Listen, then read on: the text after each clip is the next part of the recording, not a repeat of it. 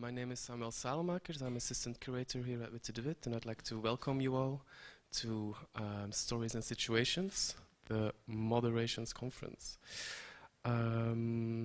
Before my colleague Amira Gad will introduce today's program, I'd like to say a few words about Moderations, which is a project initiated by Daphne Ayas, director of Witte de Wit, and Mimi Brown, director of Spring Workshop in Hong Kong.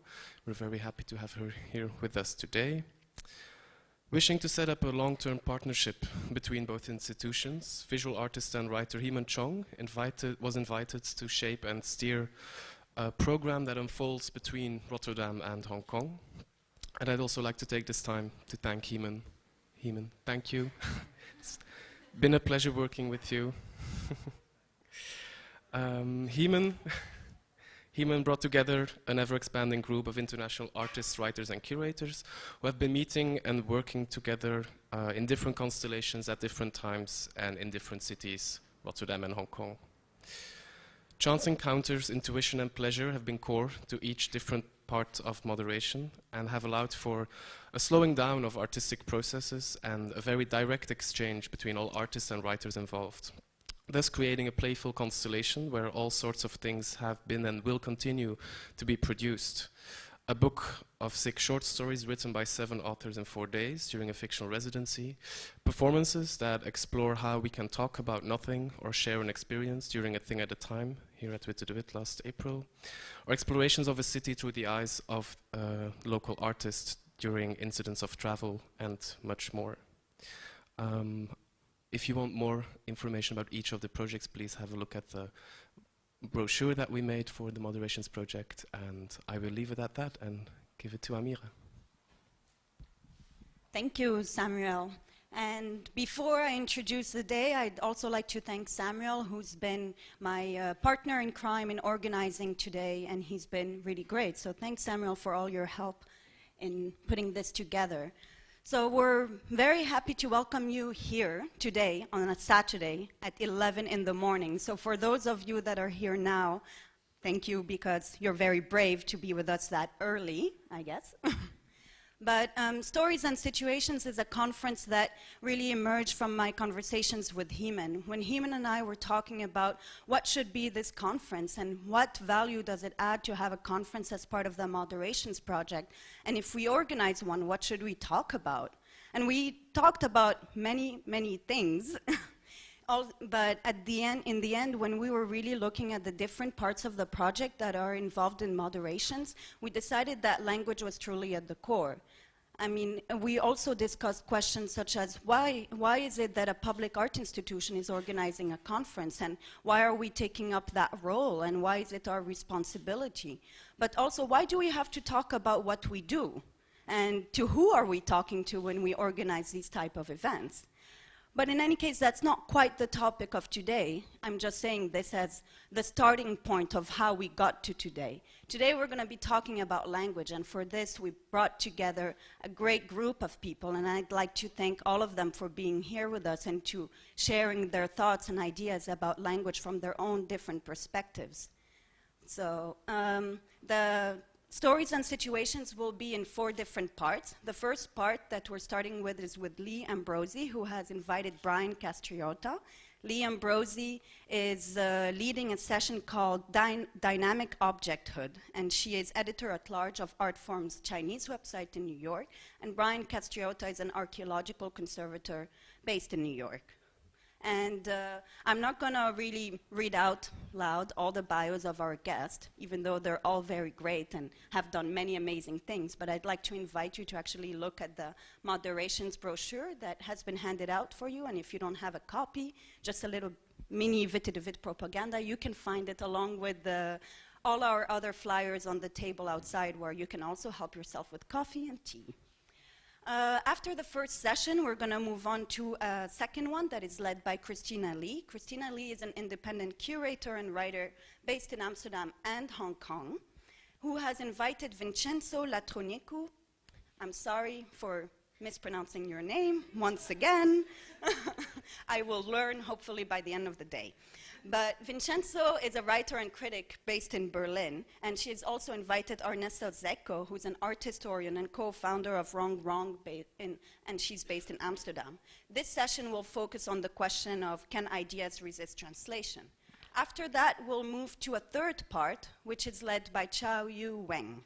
And Chao Yu has proposed a session that is titled, How to Graft a Tongue and Subsequently Disown It, or perhaps even cook it. Now, this session is quite special, as is also all the other ones, but special in the delivery. And for this, Chao Yu has invited Vincent Normand, who's a writer and curator based in Paris, but also Chris Fitzpatrick, who's the director of Objecthood exhibitions in Antwerp. Finally, the last part will look at the questions of how do ideas travel. And for this part, I decided to invite Rosemary Orr, who is senior tutor and lecturer in linguistics and cognitive sciences at University College Utrecht. And she will be giving us a talk about that is titled Truth and Stories. I'm not going to tell you more about than what I've already said about each session, but I'll leave you to listen to our guests, and please give them a very warm welcome, and thank you for being here.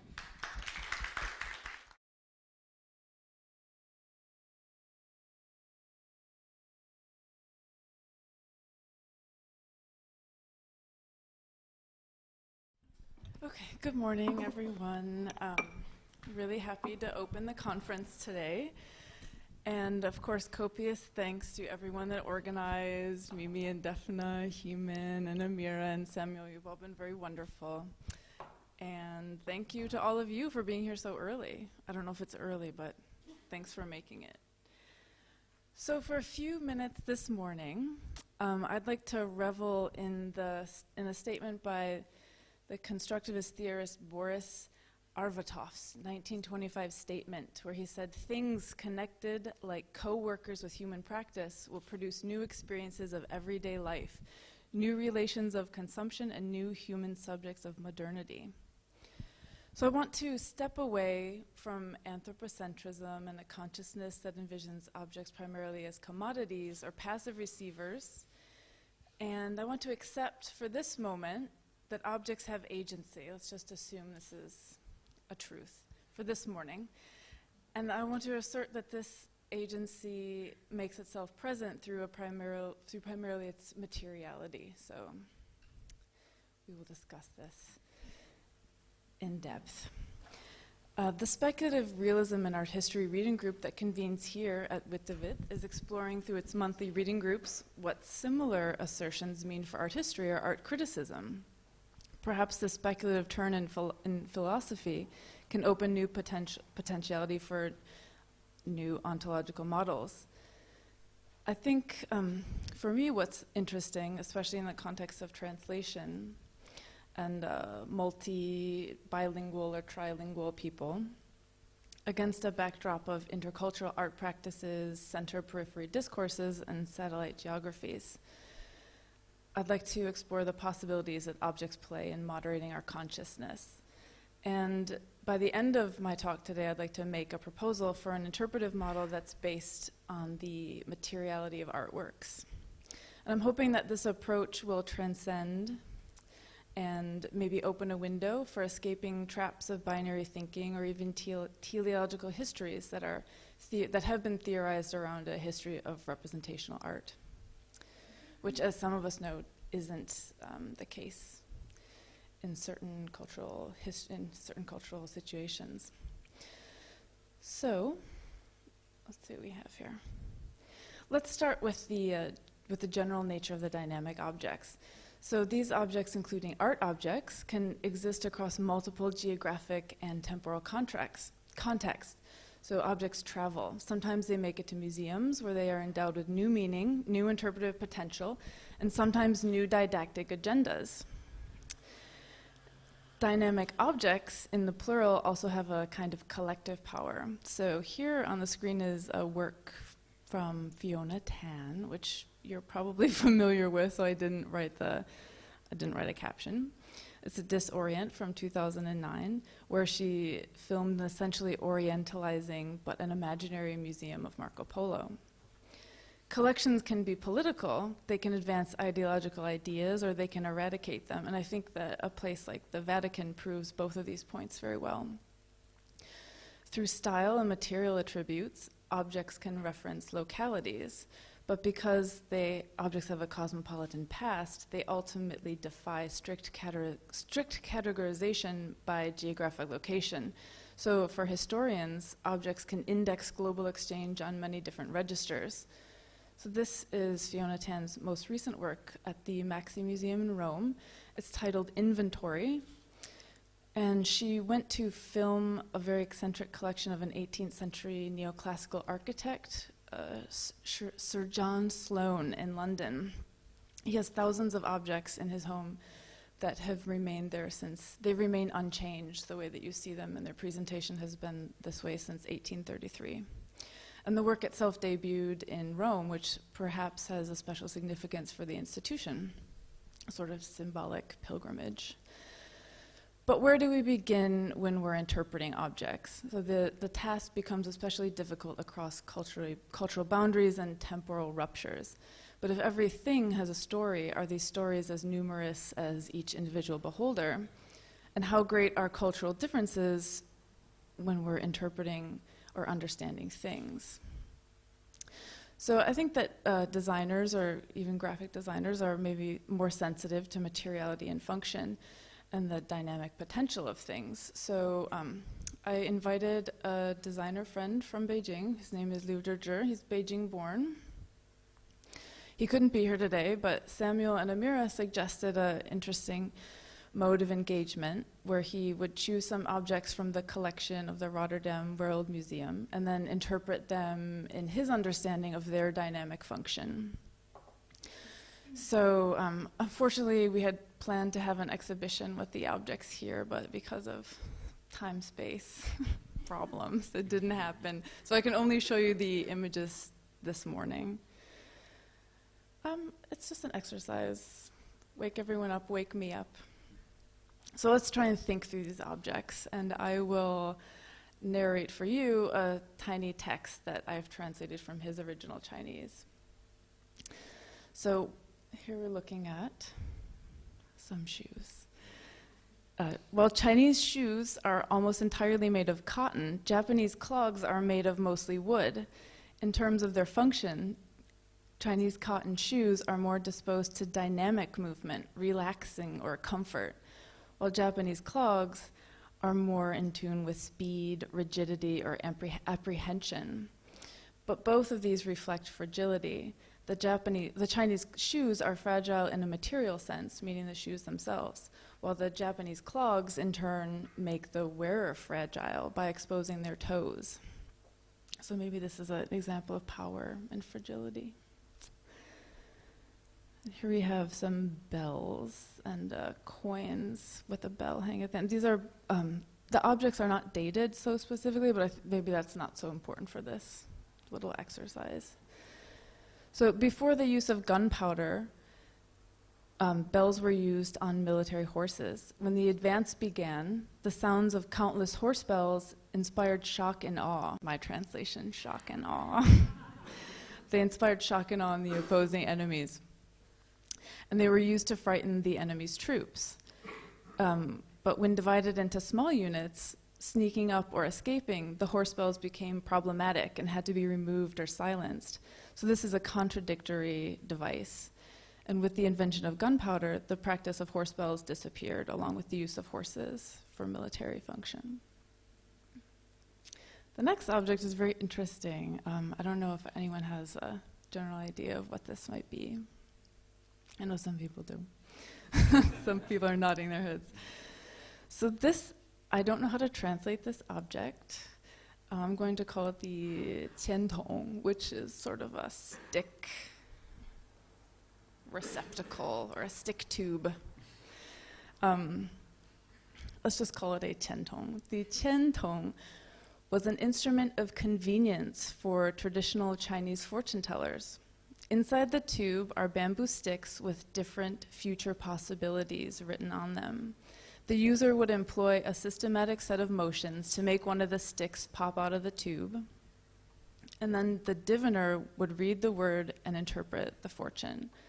This is a cheap, utilitarian, convenient, and fast method. So I thought that was an interesting interpretation of these. They made me think of sort of the fast food approach to divination.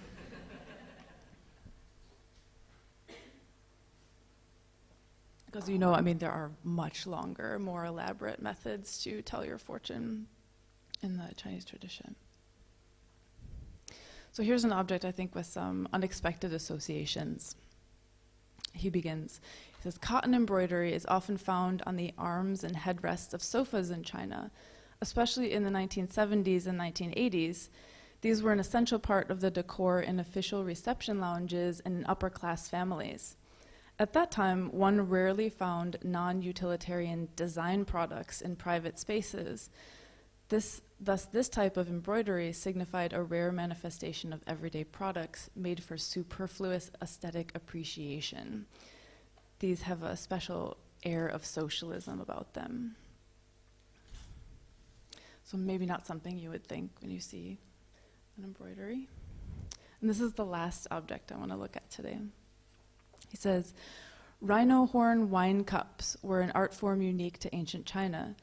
In Chinese culture, the rhino is a mythical animal, so something similar to the dragon. The rhinoceros horn is one of the Taoist 8 treasures. It can protect from evil and be used as a medicine. Thus, using the cup was a rare form of worship. In the Ming and Qing dynasties, the aesthetic properties of the rhino horn cup took precedence over its functional value, and it gradually became an object of aesthetic appreciation. Sculpture in a cup, we'd call it. Every time there was a social uprising where elite classes took a fall, copious amounts of rhino horn cups would turn up in pharmacies, because rhino horn is also an expensive medicinal substance. Later generations, or collectors of rhino horn cups, would look in pharmacies to find discoveries or to find pleasant surprises. So the rhino horn cup has 3 different values in this sense. It has a spiritual, an aesthetic, and a medicinal value. So how do his readings compare to your own, or your own initial reaction upon seeing something like this? And how can we circumvent or lessen these shifts in meanings across cultural divides? These are questions I think about myself. I want to propose an approach to interpreting contemporary art objects here that doesn't depend on cultural specificity or specialized knowledge. And materiality is my point of departure, which I find the most direct approach. So from the humanities to the social sciences, a variety of approaches ranging from material-based to semiotic-based approaches can inform us. We also borrow from anthropological theory, cognitive science, with ideas of entanglement or Apollodorus' social life of things. For art historians, sometimes we call it thinking through objects, when the materiality of an object can help us collapse time in a sense. So temporal distances disappear when we hold an ancient bronze coin, for instance, because of the very direct proximity to its surface, which is almost same in the sense when we appreciate or look at a contemporary object. It's the same type of relationship that we have. So I think that if we focus on materiality, we enable myriad interpretive possibilities for an object across time. In the conservation field, a focus on the materiality of an artwork is necessary for discerning its identity before reinstallation or conservation strategies are negotiated. And Brian will discuss this at length in his talk. Materiality is also important in the related field of technical art history, which is a type of art history that focuses on the production of and the material qualities of works of art. But what is materiality in contrast to objecthood? So I think this is an important distinction. Materiality, as I'm defining it here, speaks to the physicality of a thing, and it derives from an object's medium, so what is it made of? And we can begin to interpret an object's materiality by thinking how we interact with it, or interact with objects at the most corporal level. Materiality can include qualities such as color, texture, hardness, shine, luster, even temperature, the temperature of an object, or olfactory sensations, so what you smell or what you hear. In the context of works of art, I hope to expand the definition of materiality even further, so we'll discuss that in 1 second. My proposal is thus, it's very simple. So, if materiality is the means by which an object asserts its agency upon us, through a process of identifying and analyzing the materials in a work of art, we can learn the artist's intention. And upon learning the artist's intention, we can judge an artwork's degree of success, or how successful is it at doing what it tries to do. This approach raises questions about artworks that are formless, obviously, or artworks that were realized as performances, or artworks whose major roles are psychic interventions, let's say. So therefore, in these cases, the definition of materials available to an artist should be expanded to include context and people. So these are type of materiality that I'd like to assign to artworks in this context. So when a formless work of art is completed or it's deinstalled, it leaves behind traces of its existence. And this is what we call an artwork's documentation, right? I'd like to think of this also as a process of transmigration. So the documentation of an artwork can also be considered an artist's material because it acts upon us in a similar way. We see the artwork, we experience the artwork through a representation of it, through its documentation. And I think that in this day and age, we experience, I think that the majority of artworks we experience or that we encounter are viewed in this way. At least I know it's true for me. I often look at artworks that I've actually never seen or been in the presence of and make judgments upon them. And I think a lot of people do that, which Brian will also talk about in his piece. So I'd like to call this type of documentation a virtual or a fictive object because they act upon us in the same way as real objects, although their surfaces are only imagined. But we have to remember that fictive objects only perform as objects, although they cannot replace the materiality that they represent.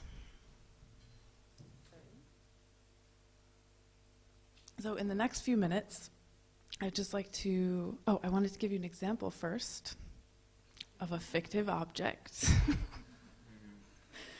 Something I read before coming here, which is essentially the same as the material object, but it is a different mode of interaction, right? So I'm currently exploring this approach as core of my praxis, and I'm excited about it as a way around binary thinking and as potentially a way to evaluate non-representational art, or maybe an unbiased or a non-Amero-Eurocentric approach to interpreting or evaluating works of art. So I know that thinking through objects is not a new theory. It's based in archeological theory, among other things, and it's not novel to approach contemporary art this way, but in the next few minutes, I would like to apply this proposal to two artists in the Chinese milieu who are working in a similar mode, but who I think are engaging philosophy more than politics. And I think that these artists push the limits of what could possibly be done with materiality. So here is Zhao Yao, and this is his work called Silence 1. And the artist has literally muted the voice of a diverse assemblage of coins, and he allows them only to speak through their most basic material qualities of shape and metal. So through this action, he encourages viewers to employ a strategy beyond the obvious cultural signifiers, meaning language or pictorial representations, and to think about the origins of the coins. Or perhaps the origins of the coins doesn't matter. But I think that this work in itself typifies a desire for an alternative approach that I think you'll see shows up later. So what do these two artists have in common? The first is Zhao Yao here. The second, his name is Shi Qing. What do they have in common? They both produce work through conceptual formulae. Both artists are challenging the gaze. They're challenging the exhibition mechanism, and they're challenging modes of viewing. Both of these artists have little professional training in the Western tradition or in representational art. Both are attempting to deliver an experiential viewing environment that places the viewer among a network of things or vibrant matter. And in both of these instances, the exhibitions cannot be experienced without the viewer's corporal presence.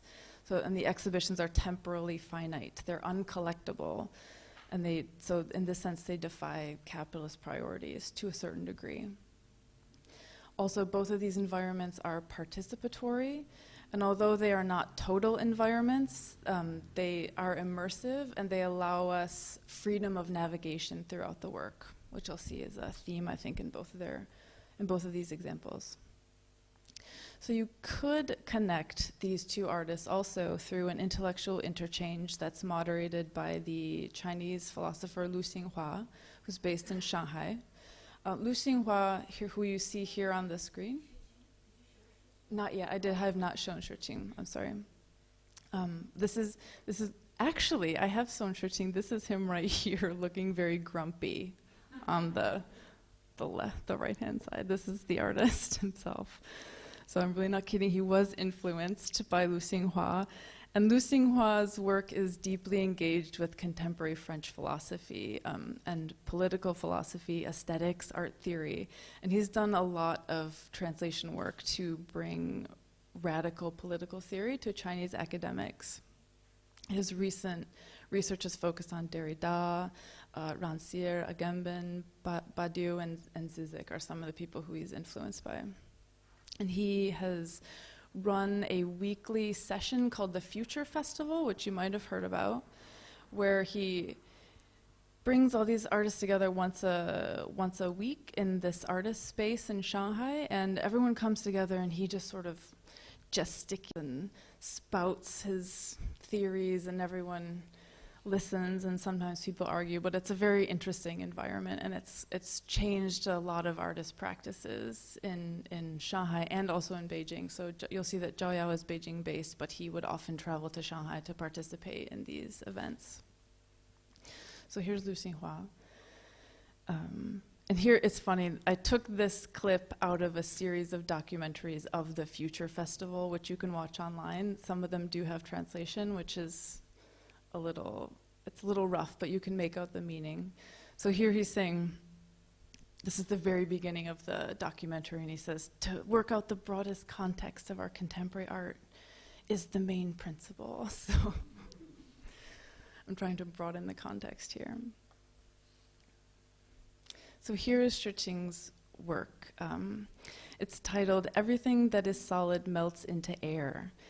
And the title he took from the Marxist philosopher Marshall Berman's treatise on modernity of the same name. And he starts with, let's look at his materials. He's working with plants, plywood, shipping flats, all cheap disposable materials. And so clearly we see that this is intended to be a temporary environment.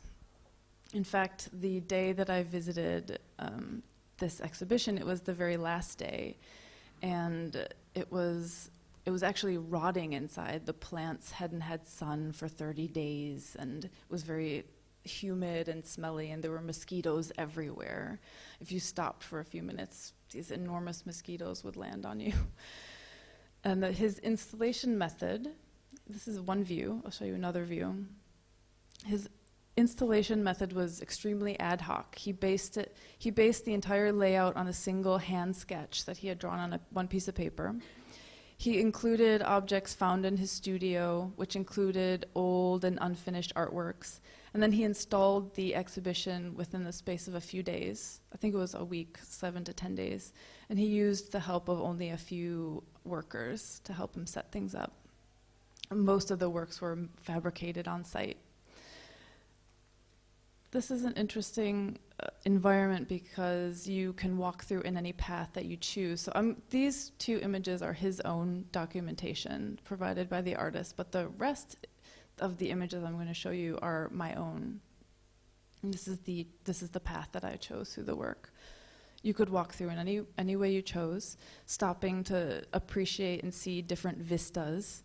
And the experience was completely unique and versatile. And in a sense, I think that it simulates the experience of viewing like a Ming Dynasty garden, per se, because you can stop at different places to read the text, to contemplate, to think about it. You're basically unraveling a pastiche of textures and colors, and all of these are drawn from the urban environment that we currently inhabit. So in the exhibition, he takes words from art history that he finds meaningful for him, and he cuts them out of cardboard and then arranges them in the space. And the structures that you see here are refabricated totalitarian monumental architecture, and these are all buildings that have been destroyed. They don't exist anymore. But he's recreating them from pictures.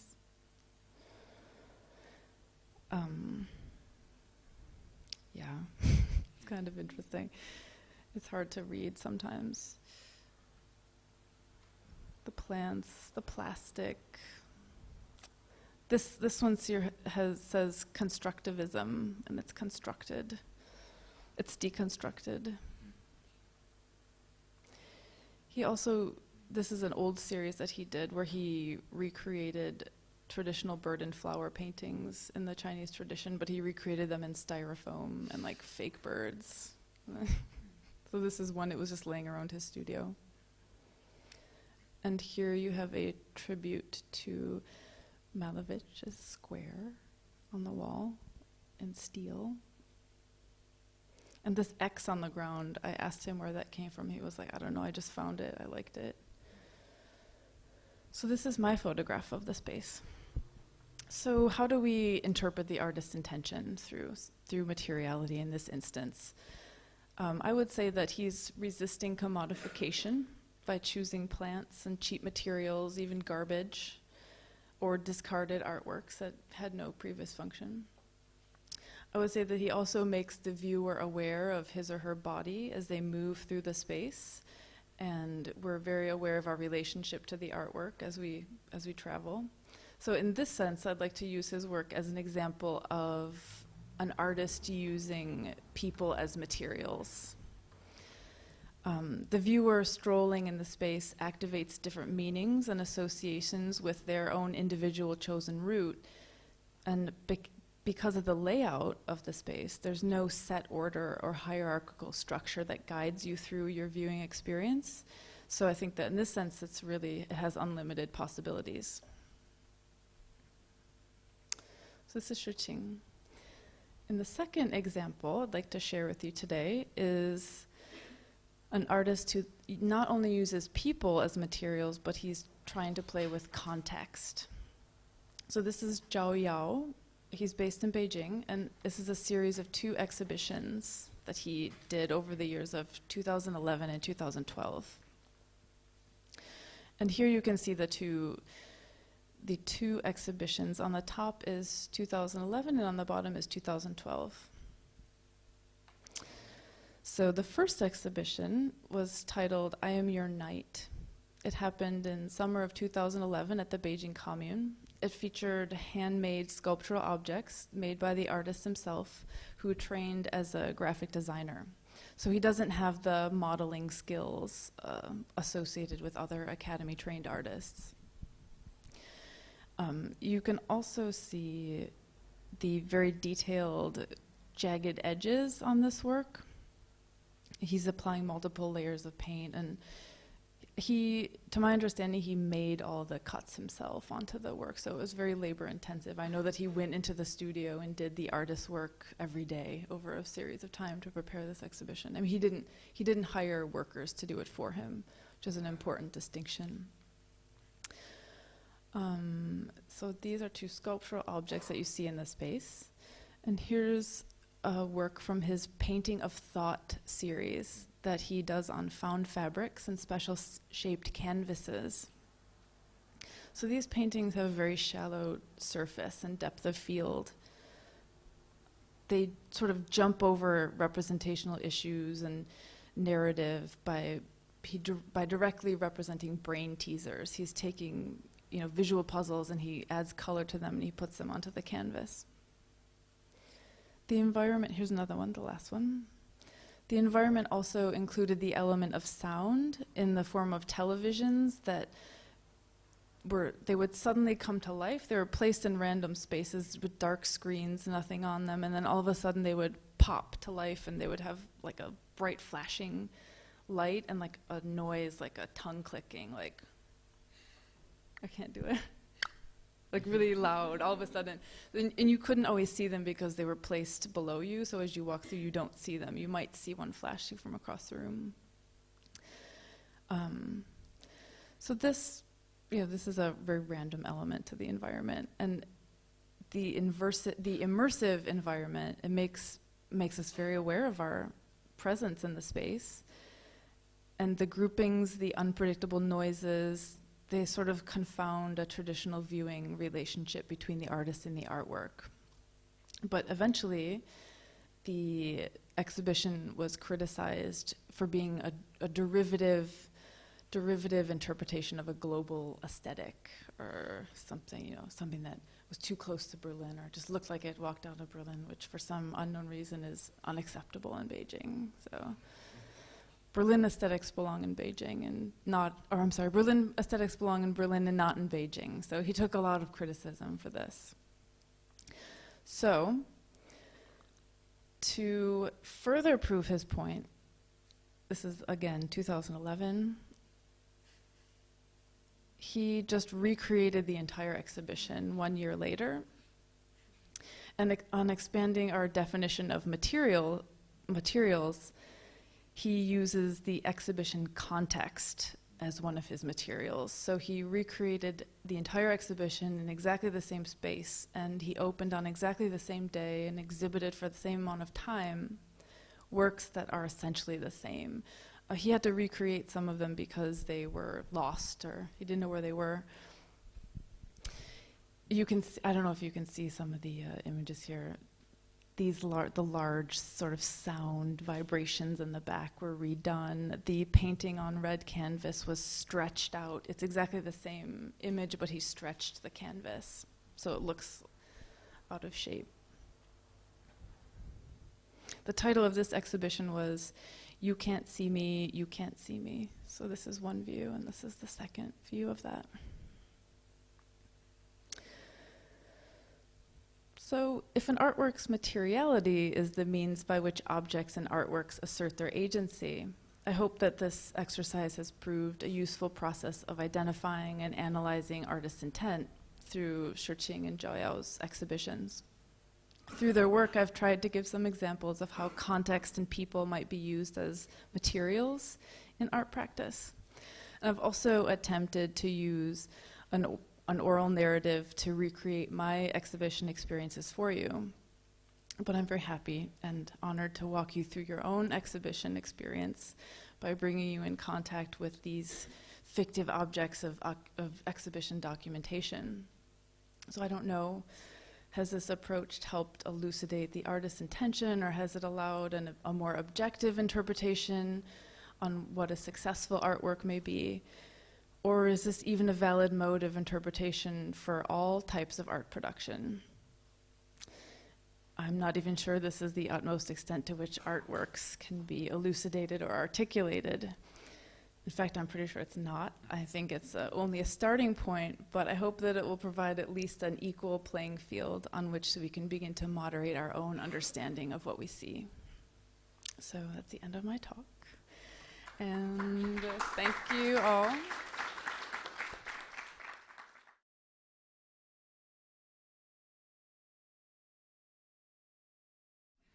So I'm speaking today in this session on dynamic objecthood from the vantage point of my professional discipline, which is conservation.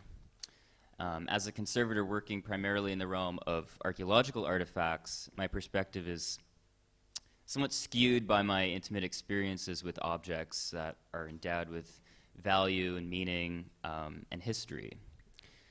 And these are qualities which, in my experience, are often difficult to discern and at times quite contradictory. Working with modern and contemporary objects or artworks is no different. I'm also asked to determine how the materiality and meaning of objects interact and anticipate how their interaction will invariably shift and alter across similar archaeological timescales. Since my profession's predicated on arresting changes to objects that threaten their integrity, I will be considering, and I'm going to ask you to consider with me, how the material and immaterial integrity of an object shifts with time and how these shifts affect perceptions of meaning and value. So, as stated in the American Institute for Conservation's Code of Ethics, the primary goal of conservation professionals is, quote, the preservation of cultural property defined as an invaluable and irreplaceable legacy that must be preserved for future generations. Cultural property may consist of individual objects, structures, or aggregate collections, and includes material which has significance that may be artistic, historical, scientific, religious, or social. Not exclusively, but those are some of the value systems there.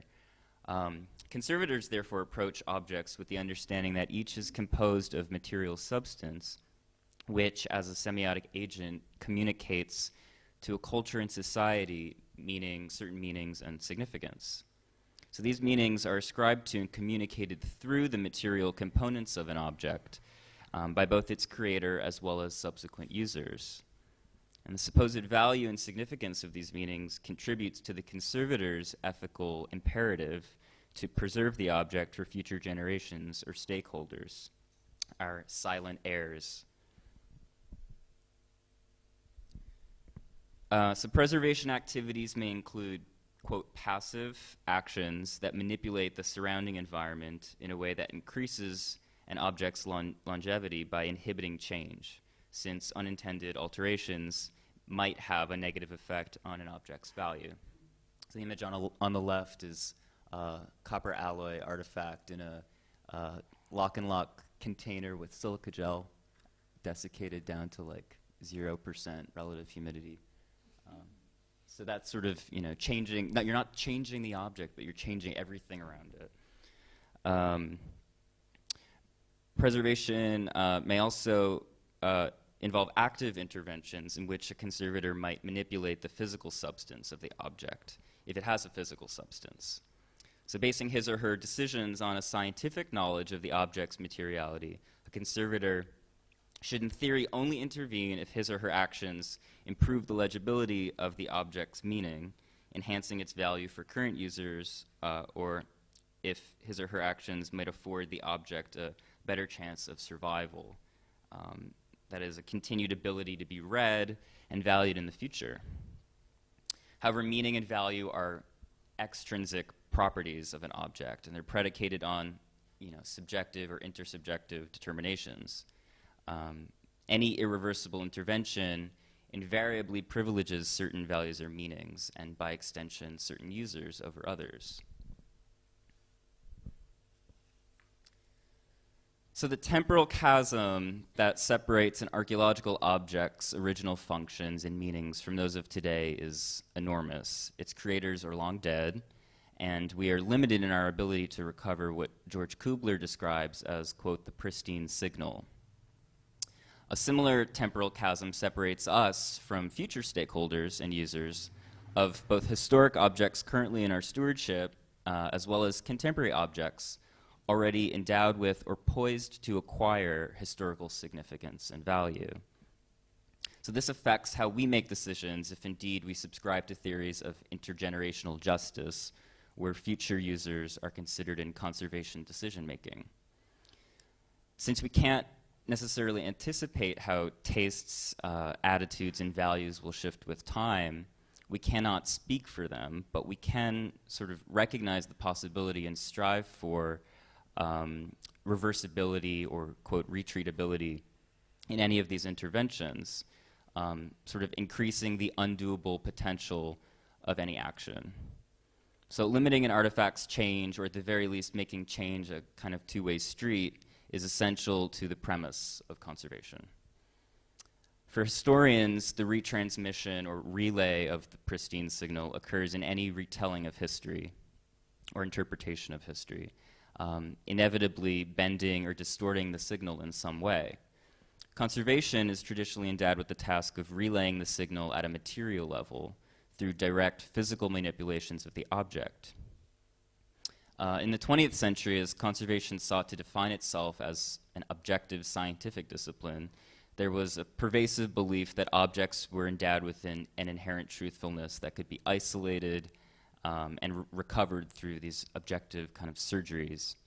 And this attitude was not too far removed from Viollet-le-Duc's 19th century restoration campaigns of Gothic cathedrals aimed at returning monuments to a singular historical moment. We reject this belief today with the understanding that an object's original appearance may longer be a realistic goal, and a single moment does not speak for the entirety of the object's history. We recognize that we are equally responsible for preserving accrued significance determined by users and cultures to whom an object later belongs. So this totality of meaning and history constitute what we call the conservation object, which exists and extends beyond the intrinsic material properties of the object. We also recognize that any material intervention or change to an object is based on a subjective determination that has the potential to affect its meaning and the integrity of the signal that we relay into the future. So as we move from material objects to conceptual, performative art and digital-born works, conservation must grapple with relaying other kinds of integrity that may not always be contingent on materiality. Because these objects may lack a physical substance, their sense of integrity may be established by other factors. These semantic, immaterial components of the conservation object may be subjected to many more types of change and alteration, which cannot necessarily be monitored by or modeled with science. The prevalence of technology in our lives and the speed at which it becomes obsolete and outmoded can dramatically transform the way we view technology-based or digital-born artworks, for example.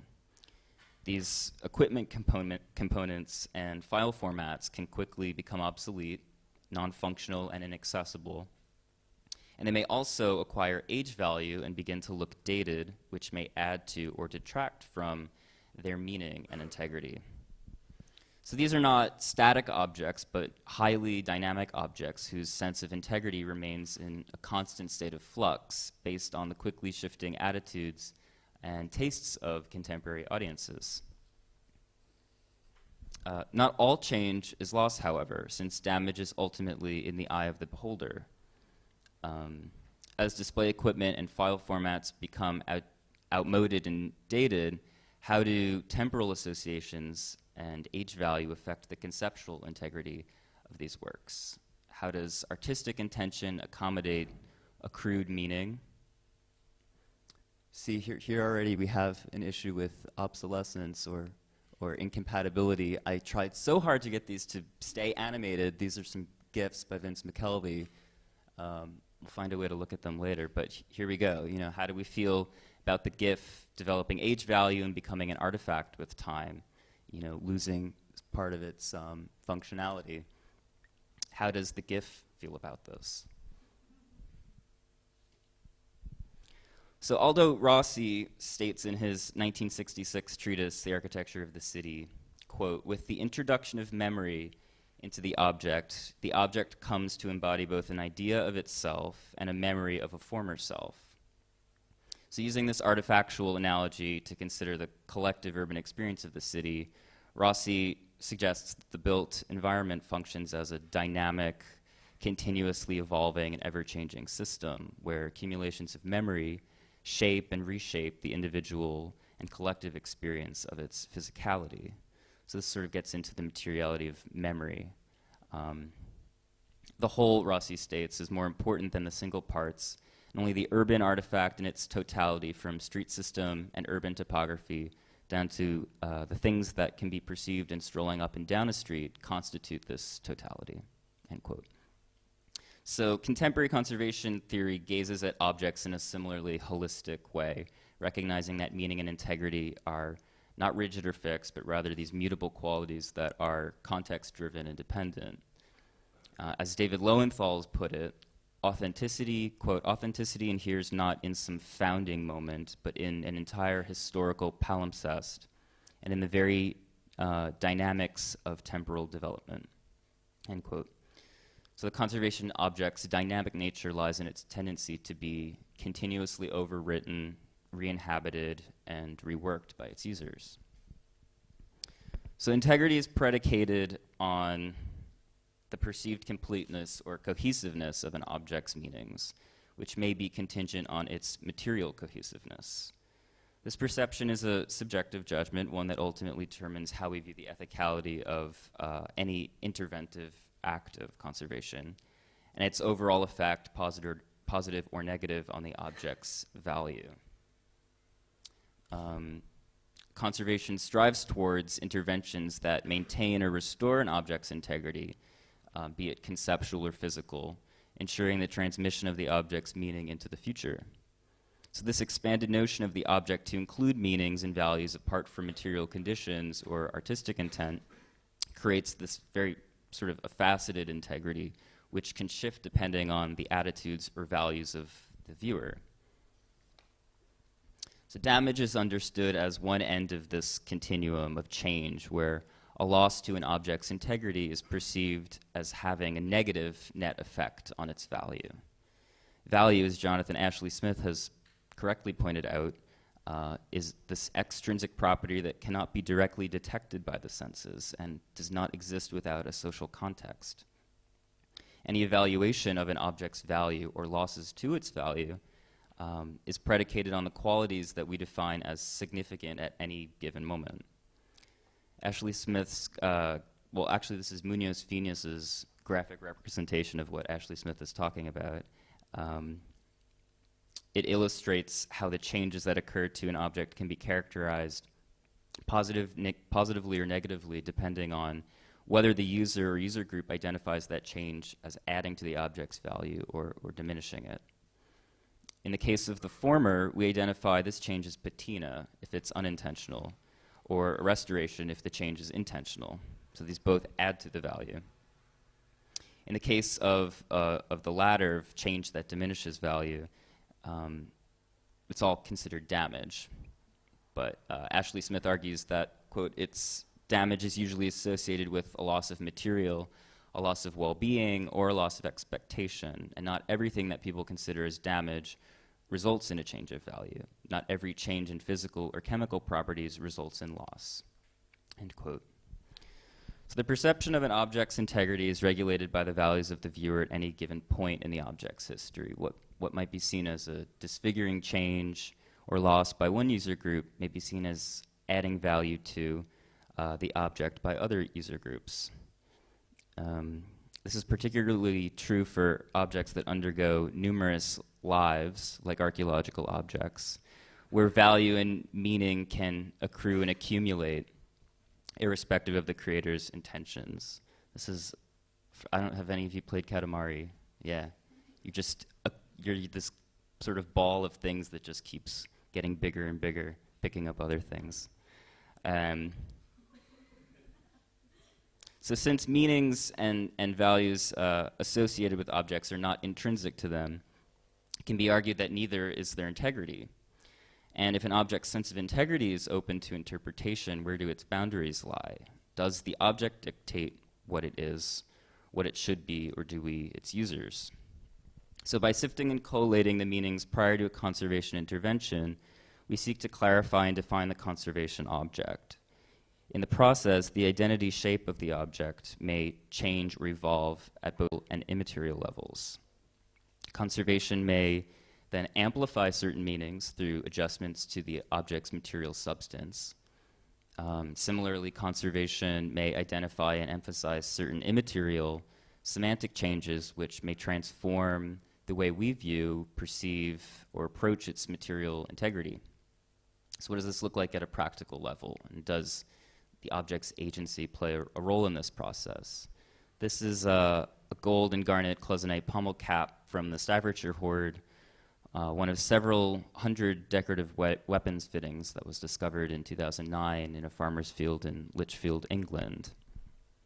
It dates from the 6th to 7th centuries, and it would have once decorated the hilt of an Anglo-Saxon saix or sword. Most of the finds were caked in residual burial soil following excavation, which obscured their details. And I had the opportunity to treat this and several other of these objects in 2012. So the conservation goals for the Staffordshire hoard included investigative, remedial, and display conservation. Through selective soil removal, conservation sought to improve the legibility of each object's form and details, thereby enhancing their art historical value.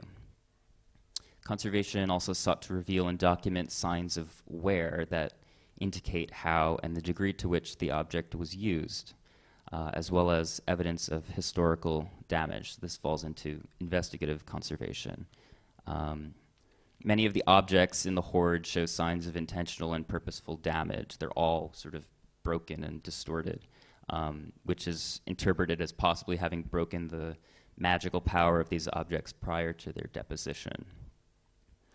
So cleaning is one of the more controversial interventions in conservation because it, here are some examples of use wear, I guess, on the filigree around the rivet housing.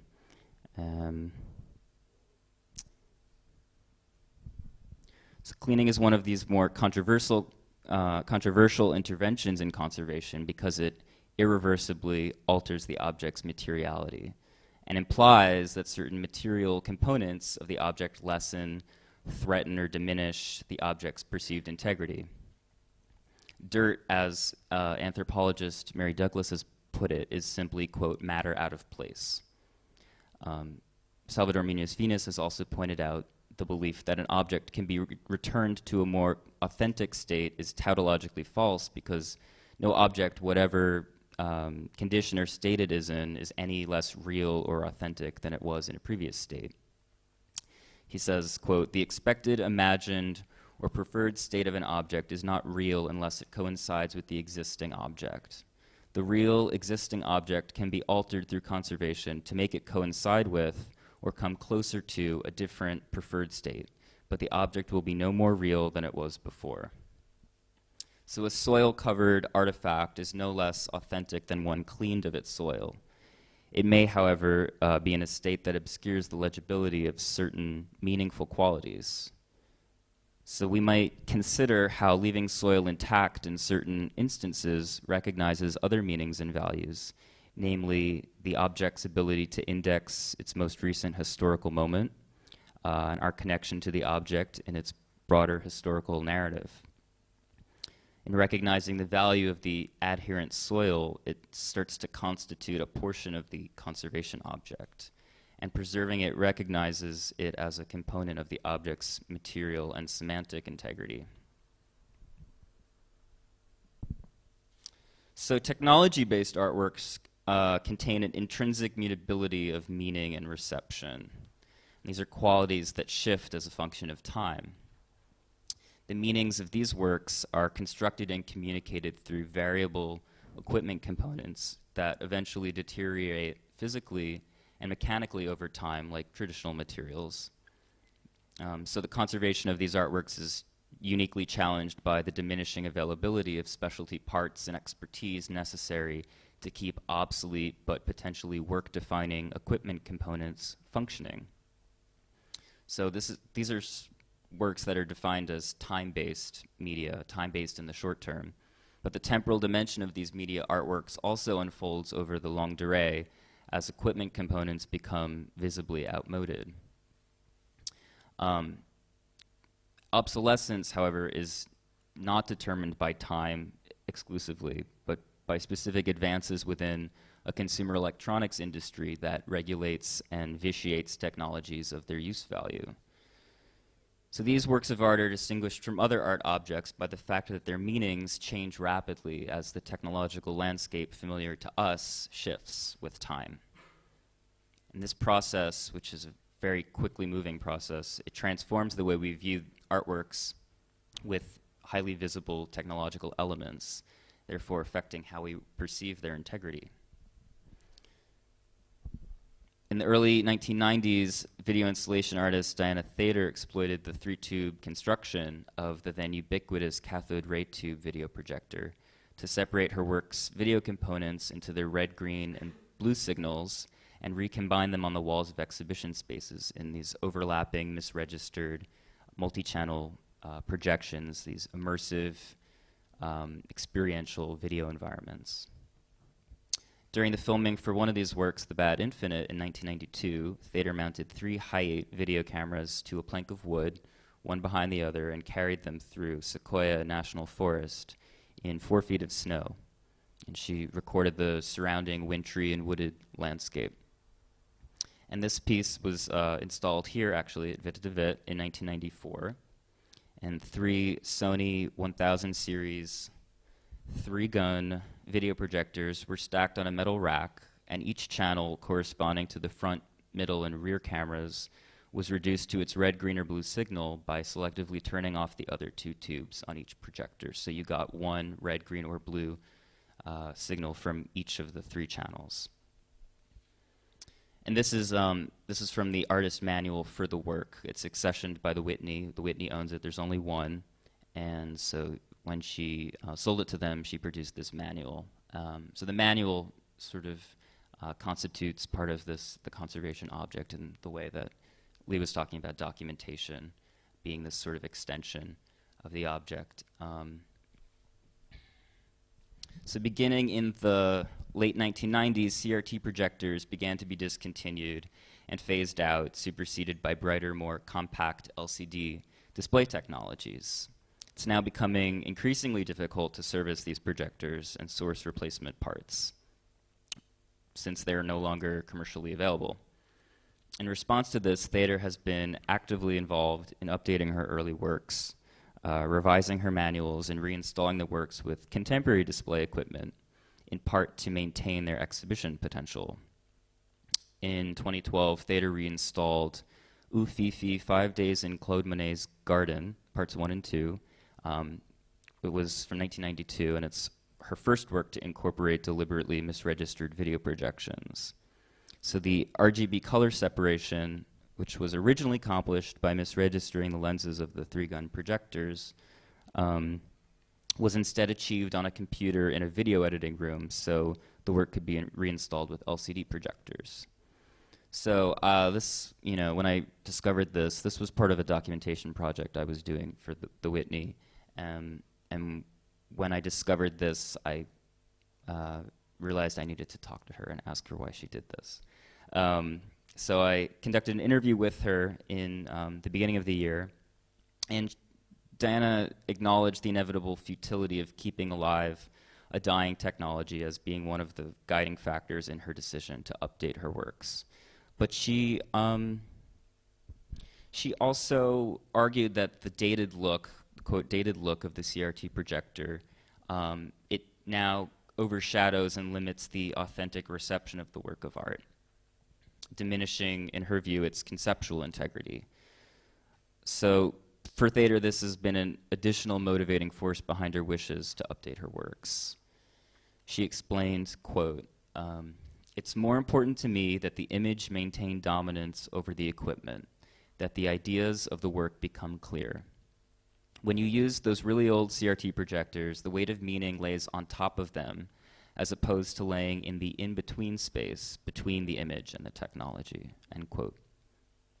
So in the case of Thader's work, the three-gun CRT projector is viewed now as an sort of incidental or unintentional monument, to use Alice Riegel's terms, with accumulated age value and historical value. So this unintentional monument is embedded within the work of art, and as the equipment becomes obsolete, it's vitiated of its original use value, and then starts to take on new meanings and significance.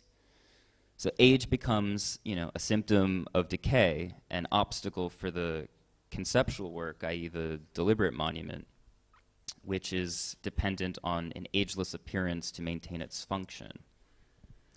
Through its outmoded appearance, the three-gun projector acquires a semantic patina, evincing the passage of time and thereby a sense of historical veracity, values which are appreciated by adherents of age value. However, as audiences grow increasingly less familiar with the three-gun projector, it begins to be viewed as temporally foreign and rare, and its age value increases such that it inhibits an intact transmission of the work's conceptual integrity. So preserving the original display equipment in future iterations reveals a work's original state of creation, as Riegel would call it, and maintains its material integrity. And so you see here, this is a work from 1996, Wicked Witch, that was installed in 2009 in the Orange County Museum of Art. And for whatever reason, they had 6 working CRT projectors, and they reinstalled it that way. So here it is, how many years later is that? 13 years later. Consistent in terms of materials, but from Thader's perspective, she wasn't consulted on this. From Thader's perspective, she doesn't want her works installed with these projectors anymore.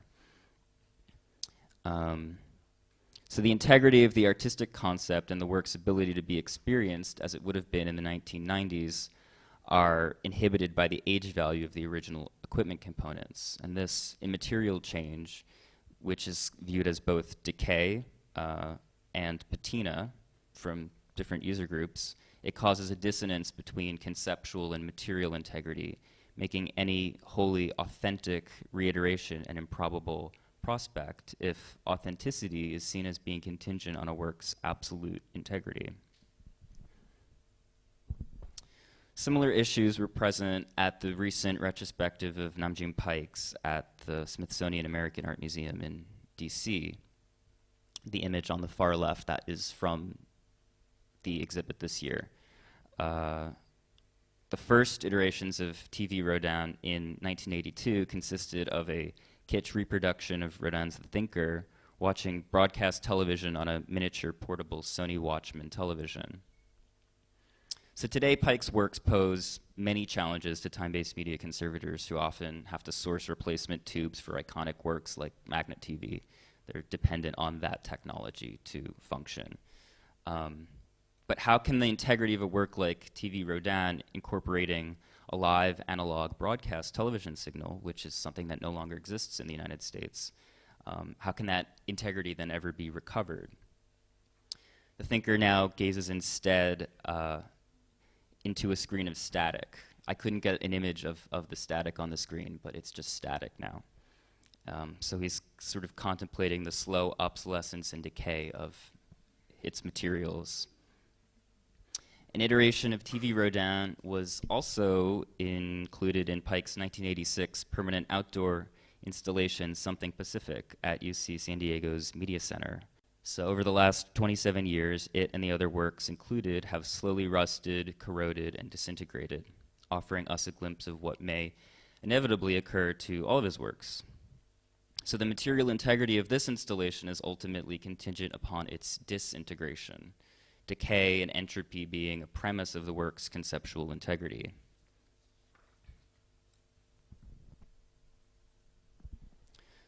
The intention of materials from a scientific perspective is to equilibrate with their surrounding environment. Rust, corrosion, oxidation, cross-linking, fragmentation, weathering, these are all, quote, unintentional changes which are simply the entropic processes whereby unstable, refined materials like metals return to more stable energy states. So in the process, these transformations interfere with the way we expect or want the things they form to be. Slowly, the messages, memories, and desires and meanings we've stored in them erode, becoming overwritten or erased until they are reduced to ruin, potentially indexing only our own mortality or dystopic fantasies. So in closing, I guess I'll leave you with some questions that I still have. How do we reconcile the agency of objects with our professional preoccupation, conservators' professional preoccupation with preserving such a variable and capricious quality as integrity? Are all objects endowed with meaning inherently unstable? Durability is our imperative, but is it the objects? Do objects or their meanings wish to be kept fixed, static, or whole? Or should we embrace change and their tendency to equilibrate as part of their dynamic objecthood? And where and how, then, do we draw the line? Thank you.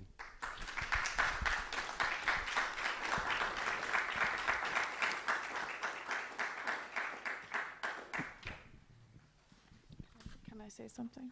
I think that, it's very interesting to me, and it raises a few questions that I think are very relevant to both institutions and to artists that are practicing meaning, especially when we come to the technological elements, highly visible technological elements that really, in some senses, they moderate our experience with the artwork, and in some senses, they are the artwork itself.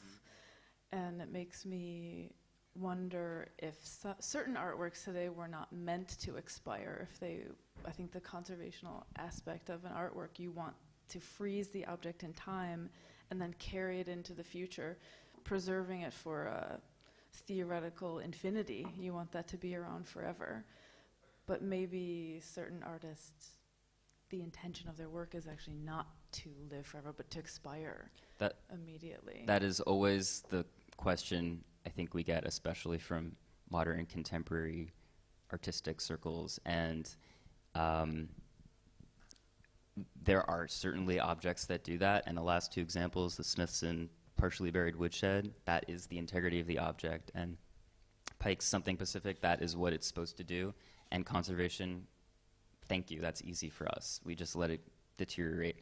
The more problematic area is when artists just didn't think about it or don't specify. And then it's just open, it's anyone's guess.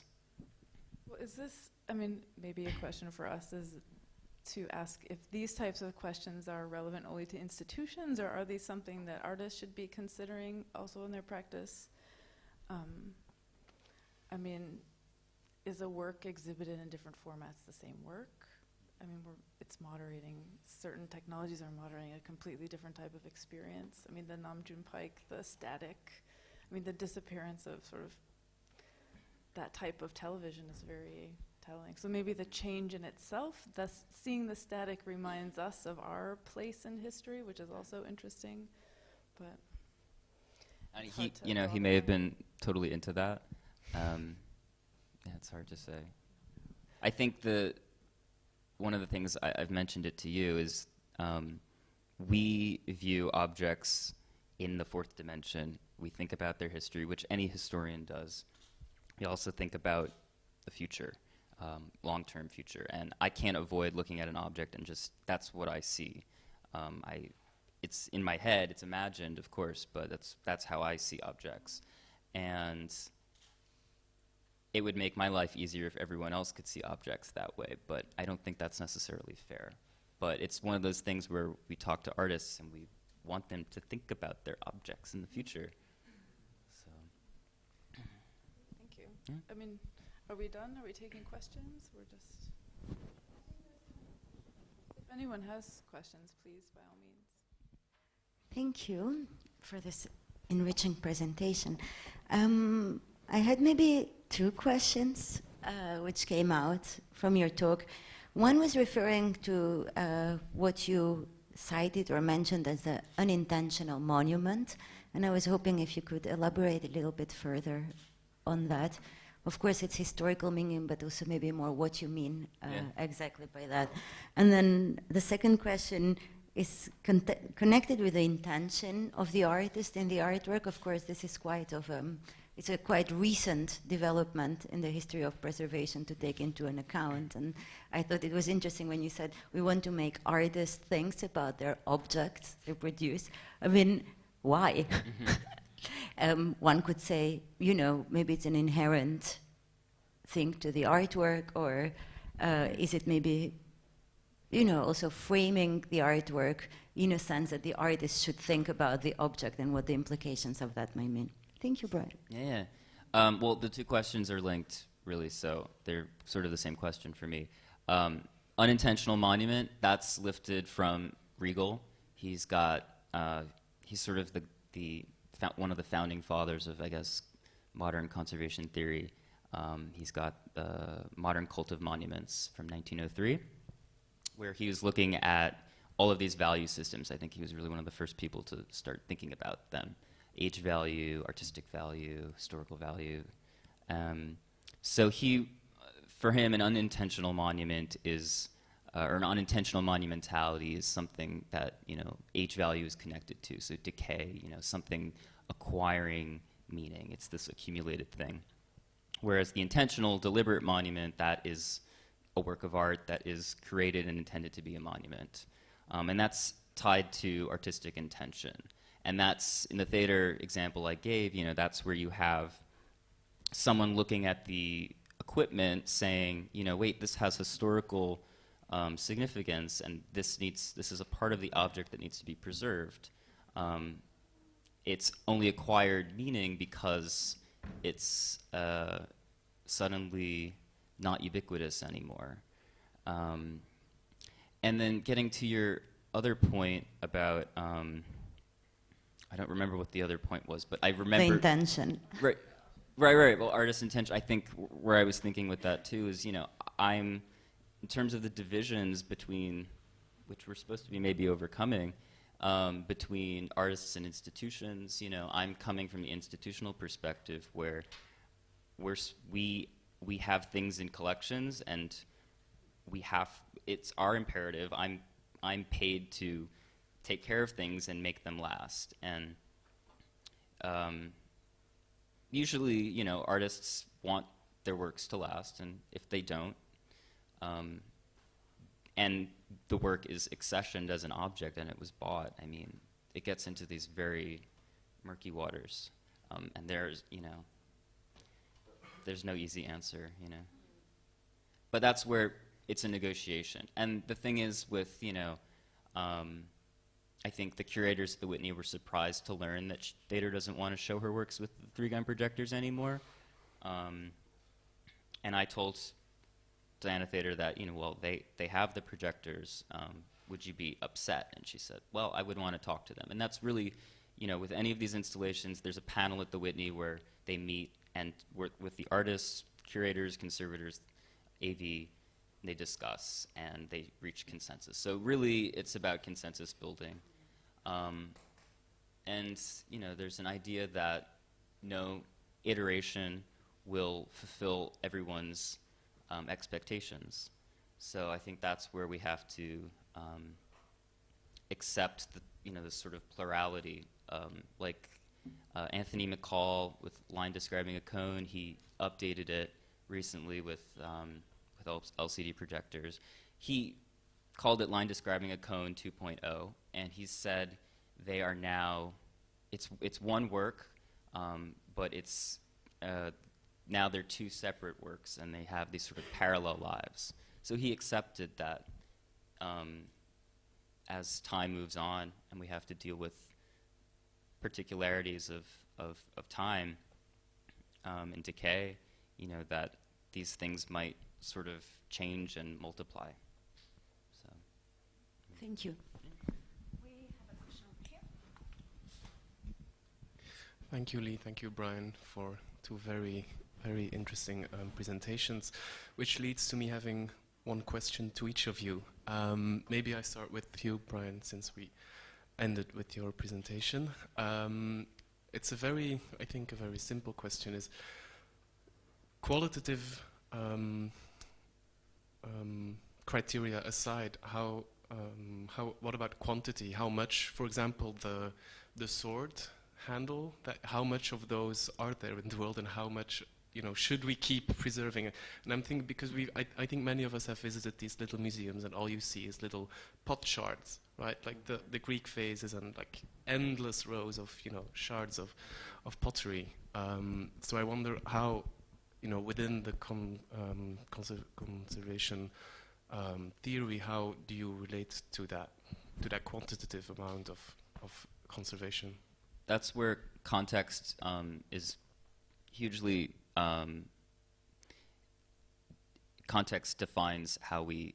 There's this idea that there's this lofty goal that we treat every object the same way. Every object deserves the same thing, and that's, I guess, coming from medical, the medical world, where every patient, regardless of your class or race or gender, is treated the same way, and it's not true.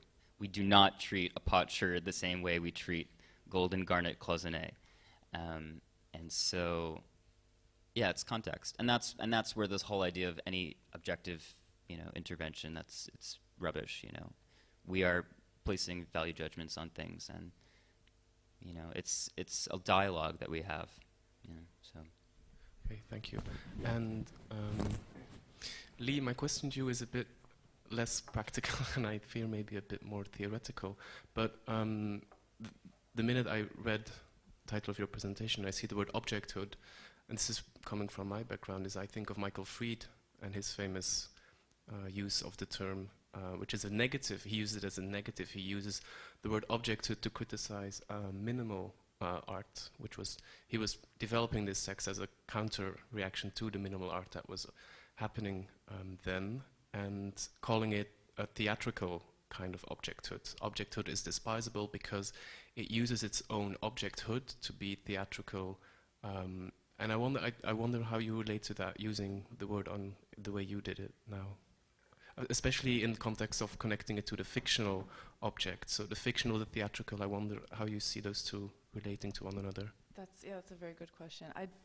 I noted Fried's objecthood in my presentation, and then I didn't want to go down that very thorny path, so I sort of ignored it. But I wanted to define my definition of materiality sort of against his definition of objecthood, because a conceptualizing of the agency of the object, or how an object, not its objecthood, is sort of interacting with us instead of performing for us. Does that make sense? I'd like, in terms of the virtual or the fictive object, I think it's an important distinction in my thinking that the fictive object is a transmigration of the object itself. And I use the word transmigration because that literally means the soul is passing from one thing into another. So just by choosing that word, I'm ascribing the object a sort of, life force or vitality that I think is picked up into the representation or a fictive object there. So it doesn't have the same type of power. So in that sense, I visualize it more static and theatrical, and something to be sort of consumed visually or intellectually. And then maybe to bring the two together, the title of this session was Dynamic Objecthood, and then I wonder if what is being preserved in archaeology is it maybe the dynamic of the object? Could you say that is what the goal is to preserve, more than necessarily the materiality, but the dynamics of it? I mean, it was a beautiful display how you showed that these parts of the sword were displayed and shown with this almost negative outline of an actual sword, but then showing how it was in place. So would that be then the support of the dynamic of that object? I would like to say that this was my first experience with archaeology in any sort of practical way, but one thing that really affected me was understanding the development of archaeology as a field. So maybe 200 years ago, archaeology would have been just a treasure hunt, the objects were very passive in the sense that you found it, you owned it, it went to your museum, and then it became sort of an object of interpretation, however you chose to interpret, whatever sort of nationalist framework or however you chose. It was inactive or passive in that sense, whereas archaeology today has evolved to a point where it's much more about, post-processual archaeology is all about the context in which you find things. So it's really about preserving the context. And the one phrase I learned from Professor Marconi immediately was, archaeology is destruction.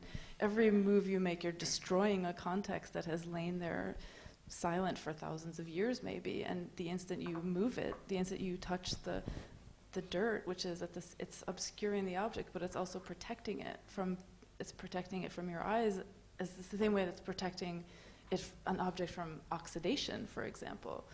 So the job of archaeologists today in this environment is to protect not just the object itself, but the entire context in which it was discovered. So you have all these methods to, you have stratigraphy is one instance. You have tools that will tell you exactly where the object was found in the trench. I mean, down to the GPS, node, you can tell where that object was found. Photography, textual documentations, images, all these types of documentation go into preserving that moment. I mean, I can't even imagine how many images were taken this summer and how many will never be seen again, because you don't know which objects will be important, but to have that documentation is really which is essentially conservation. But what you're conserving is not the object, you're conserving an environment, you're protecting an environment. Thank you.